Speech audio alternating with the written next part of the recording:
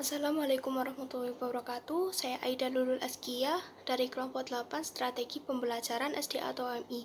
Saya di sini bersama teman saya Ayus Fajar Yoga Adiguna. Jadi di sini kita akan menjelaskan sedikit tentang strategi belajar di kelas penuh. Sebelum itu, kami ucapkan maaf apabila ada salah kata atau salah penyampaian. Apabila Anda sekalian yang mungkin memiliki pembetulan, silakan ditinggalkan di bawah kolom komentar. Sebelum memasuki bab utama, saya akan menjelaskan sedikit peran seorang guru kepada siswa. Jadi guru itu sama seperti orang tua, namun bedanya kalau orang tua itu ada di rumah posisinya.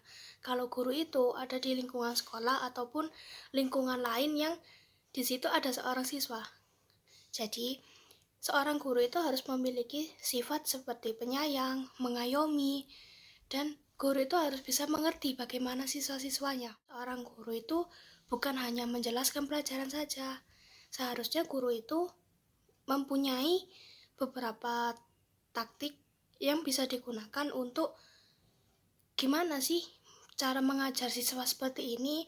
Buat siswa yang mempunyai kepribadian seperti itu seperti apa.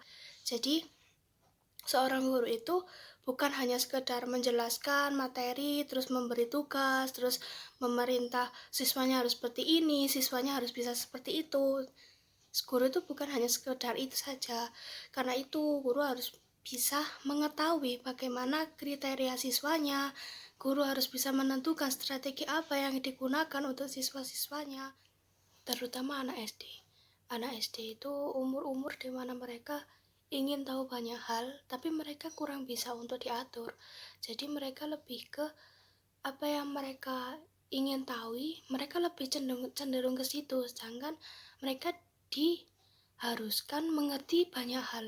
Karena itu seorang guru itu harus memiliki strategi dan cara-cara bagaimana sih biar mereka itu bisa mengerti apa yang kita jelaskan sebagai guru. Cara mengetahui karakter siswa itu, cara memahami karakter siswa itu bisa menggunakan 4 cara ini, yaitu yang pertama mengenali temperamen siswa. Yang dimaksud temperamen di sini yaitu emosi siswanya. Apakah siswa tersebut tipe orang yang gampang marah, gampang tersinggung, ataukah siswa tersebut pemalu, pendiam, dan lain sebagainya. Jadi dengan guru mengetahui beberapa temperamen ini, guru bisa mengetahui apa yang harus dilakukan guru itu kepada siswa. Bagaimana cara bicara guru ini kepada siswa tersebut. Dengan itu guru bisa tahu karakter siswanya bagaimana. Yang kedua, mengamati siswa selama proses pembelajaran. Di sini yang dimaksud yaitu apakah siswa tersebut aktif atau pasif, atau cenderung siswa tersebut pendiam. Yang keempat, menyertakan siswa kepada program pengenalan diri. Pengenalan diri di sini seperti mengetahui apakah siswa tersebut memiliki bakat di suatu bidang ataukah tidak, ataukah mungkin ada beberapa bakat yang belum terlihat, jadi harus terus diasah. Dengan ini guru bisa mengikutkan siswa tersebut pada ekstrakurikuler. Mungkin seperti apabila ada siswa yang suka menggambar, guru tersebut bisa mengajukan dia kepada ekstrakurikuler menggambar ataupun menulis juga seperti itu. Jadi di sini lebihnya ke ekstrakurikuler supaya murid tersebut bisa mengembangkan bakat yang ada di diri sendiri. Nah, di Indonesia sendiri pasti ada seperti itu juga. Namun kekurangan di Indonesia yaitu karena bertambah banyaknya populasi manusia di Indonesia ini, banyak sekali sekolah yang menampung lebih dari batas maksimal siswa per kelasnya. Ya seharusnya setiap kelas berisikan 26 hingga 38 anak, namun di Indonesia sendiri banyak sekolah yang setiap kelasnya berisikan 40 hingga 50 anak. Karena itu memperlambat jalan pembelajaran. Karena guru harus memahami setiap siswanya, harus berinteraksi secara langsung untuk mempermudah pembelajaran, maka hal itu memperlambat hal-hal tersebut. Karena itu banyak sekali kekurangan dari sekolah-sekolah sekarang ini. Apa sih kekurangan-kekurangan tersebut? Untuk kekurangan dari kelas yang berlebihan tersebut akan dijelaskan oleh teman saya. Dari saya, sekian dan terima kasih. Mohon maaf apabila ada beberapa kata yang mungkin kurang dan salah dari seharusnya. Assalamualaikum warahmatullahi wabarakatuh. Baik, terima kasih Mbak Aida. Untuk selanjutnya, saya akan melanjutkan materi. Untuk materi selanjutnya yaitu masalah pada kelas yang penuh. Ruang kelas yang penuh akan menjadikan tantangan yang hampir tidak bisa diatasi oleh seorang guru saja. Beberapa masalah yang timbul pada kelas yang penuh, biasanya contohnya tidak ada ruang yang cukup untuk guru berkeliling. Nah, sedangkan seorang guru berkeliling gunanya agar dapat memperhatikan para siswa ketika belajar. Yang kedua, kurangnya kedisiplinan. Di dalam kelas yang penuh, siswa akan cenderung sibuk dengan diri sendiri. Terkadang, teguran guru hanya angina lalu di telinga mereka. Yang ketiga, kebisingan kelas sering terjadi. Nah, salah satu faktor yang mempengaruhi lancarnya pendidikan yaitu lingkungan, di mana kita memerlukan lingkungan yang kondusif untuk fokus.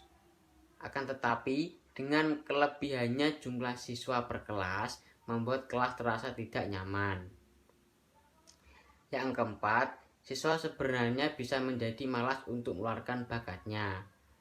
Nah, hal ini sering terjadi ketika di dalam kelas, dikarenakan tidak kondusifnya kelas.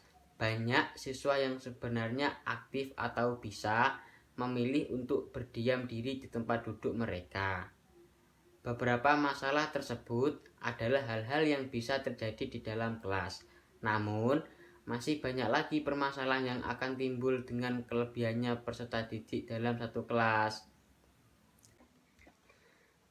Untuk selanjutnya, cara mengatasi masalah di kelas penuh. Kewajiban guru yaitu membuat siswanya merasa nyaman ketika pembelajaran. Karena itu, perbaikan tidak bisa hanya seorang guru saja yang melakukan, akan tetapi sekolah harus turun tangan.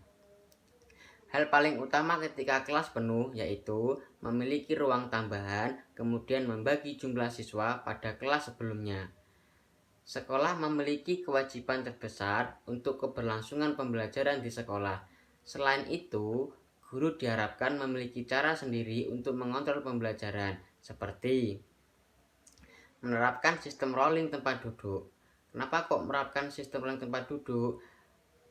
Minimnya ruang untuk berkeliling, guru dapat menggunakan sistem ini supaya bisa memperhatikan bagaimana cara siswanya belajar dengan luasa. Yang kedua, sekali dua kali mengadakan pembelajaran di luar kelas. Dengan cara ini, guru dapat leluasa berkeliling dan mencoba mengakrabkan diri dengan siswa. Nah, hal penting lainnya dalam pembelajaran adalah ruang kelas atau tempat belajar yang nyaman. Beberapa hal yang perlu dilakukan agar ruang kelas terasa nyaman, yaitu adanya pencahayaan. Ruang belajar perlu mendapatkan cahaya yang memadai dari lampu ataupun ventilasi cahaya. Begitupun dengan kelas penuh, kelas yang penuh harus ada cahaya yang memadai. Yang kedua, sirkulasi udara. Sirkulasi udara tentunya berpengaruh untuk proses pembelajaran. Selama belajar dan berpikir, semua orang perlu udara yang bagus. Karena itu, terkadang ada program pembelajaran luar kelas. Dengan adanya program seperti ini, otak manusia akan lebih mudah untuk mengolah. Selanjutnya, pewarnaan dinding. Seperti yang diketahui, warna-warni dapat memberikan banyak manfaat untuk sekitar. Ketika dinding kelas berwarna-warni, siswa akan lebih mudah mendapatkan suatu ide. Selanjutnya, sarana prasarana. Dengan terpenuhinya syarat dan prasarana untuk siswa akan memudahkan siswa ataupun guru dalam pembelajaran. Yang kelima, kebersihan ruang kelas. Kebersihan sebagian dari iman. Lingkungan yang bersih hal yang penting untuk keberlangsungan belajar. Karena itu, piket kelas dianjurkan berjalan terus. Itu saja pemaparan dari kelompok kami. Kurang lebihnya mohon maaf yang sebesar-besarnya. Terima kasih. Wassalamualaikum warahmatullahi wabarakatuh.